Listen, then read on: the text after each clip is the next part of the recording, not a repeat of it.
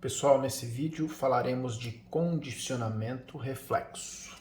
E antes de mais nada, é importante destacar que sempre que a expressão condicionamento aparece, pelo menos segundo a leitura behaviorista radical, que é o que embasa a análise do comportamento, a gente tem que entender como sinônimo de aprendizagem. Não é a única maneira, não é exclusiva, mas é um sinônimo de como os organismos e as pessoas aprendem, ok? Falaremos em outro vídeo a respeito de condicionamento operante, que também tem a ver com aprendizagem. Para a gente falar de condicionamento reflexo, a gente tem que destacar pelo menos 3 momentos, 3 eventos que acontecem na natureza ou no laboratório, ou na nossa rotina.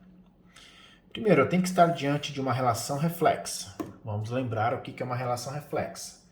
Eu tenho coisas do mundo que a gente esquematiza como S de estímulo, que provocam determinadas ações no organismo. Expliquei em outros vídeos, explore aí no canal. Essa aqui é uma relação que a gente diz que a resposta é eliciada. Então, o que o organismo faz é forçado, não é uma coisa que ele escolhe fazer. Então, grosso modo, alguns exemplos já dados e mais do que demonstrados na literatura. Diante de um estímulo, por exemplo, calor, as classes de respostas que eu tenho é, por exemplo, dilatação de poros e eliminação de água, que a gente chama popularmente de suor. Então, o ato de suar é uma relação que tem que ter pelo menos 2 elementos. Coisas do mundo, que no caso é temperatura, e um organismo reagindo a isso. Outro exemplo, diante de luz, a pupila dos humanos, pelo menos, dos gatos, acredito que de todos os mamíferos, ela contrai. E a ausência de luz, elas dilatam. Então, relações reflexas, ok? Tem várias. Então, esse é primeiro momento para a gente falar de relação reflexa. Um novo estímulo, ele é emparelhado na relação 1. Então, aqui o meu novo estímulo é esse cara aqui, ó, que eu vou chamar num primeiro momento de estímulo neutro. Por que neutro? Ele não é capaz de fazer aquela relação acontecer, mas ele está ali próximo no tempo e no espaço. E num terceiro momento, eu tenho os momentos 1 e 2 repetidos, ou seja, eu tenho isso daqui que se aparece em vários momentos próximo dessa relação aqui reflexa. Só que depois de determinado momento, esse estímulo, a gente vai chamar de uma relação reflexa condicionada.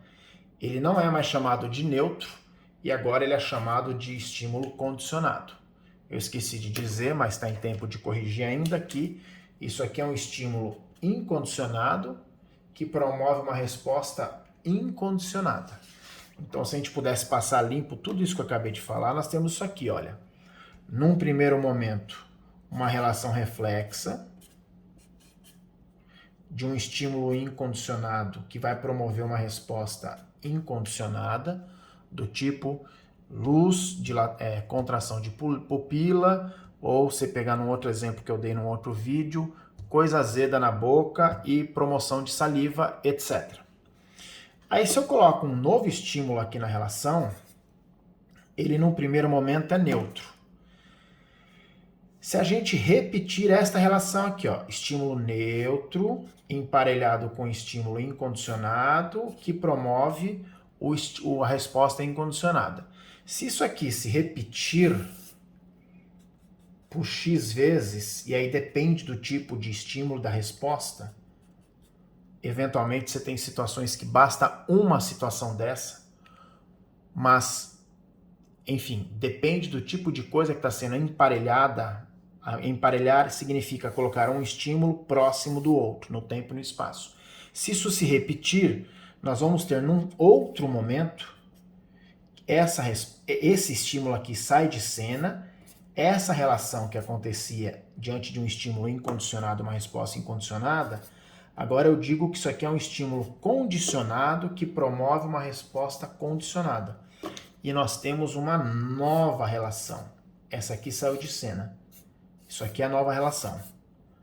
E é isso aqui que eu estou chamando de aprendizagem. Até então, o organismo respondia ao mundo com base em uma relação reflexa. Depois de um determinado emparelhamento de estímulos, uma nova relação acontece. Tá? Vou dar alguns exemplos breves. Olha só. Escuro gera, principalmente para crianças, palpitações. Popular coração disparado. Escuro mais ruído. O ruído, de maneira geral, ele não obrigatoriamente produz palpitação, mas se ele está no escuro, ele é um estímulo que até então era neutro, ficou emparelhado com um estímulo incondicionado e uma resposta que era incondicionada. Perdão, aqui é a resposta. Agora essa resposta vai se transformar em resposta condicionada e esse estímulo em estímulo condicionado. Nós temos uma nova relação aqui, ó. Ok?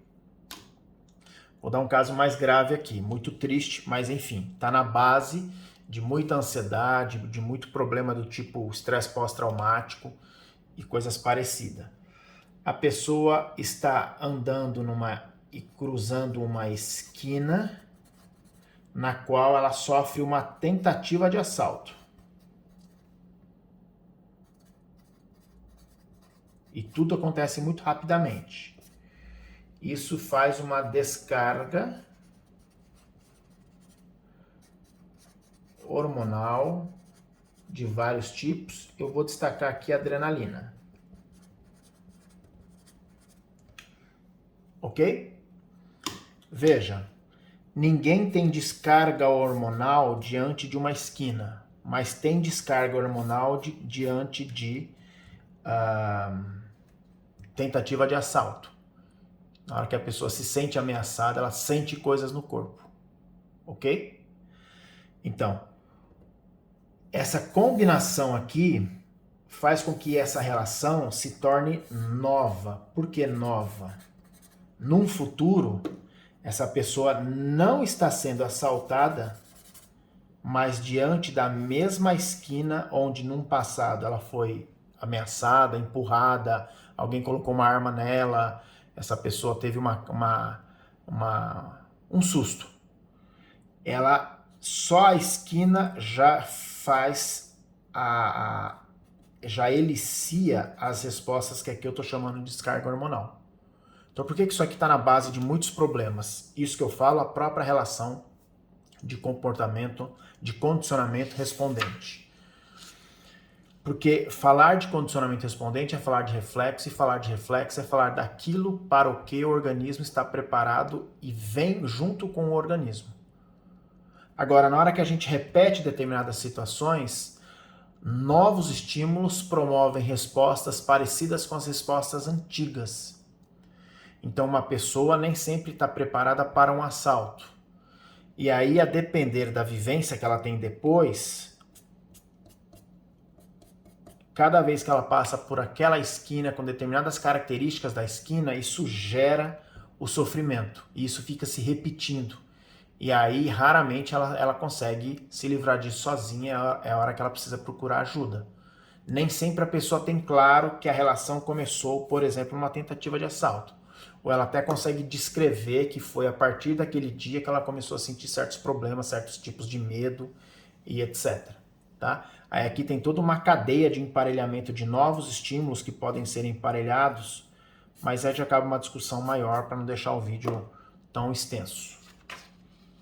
Ok? Inscreva-se,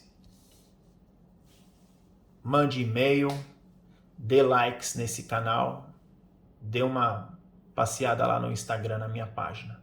Por hoje é isso. Obrigado e até a próxima.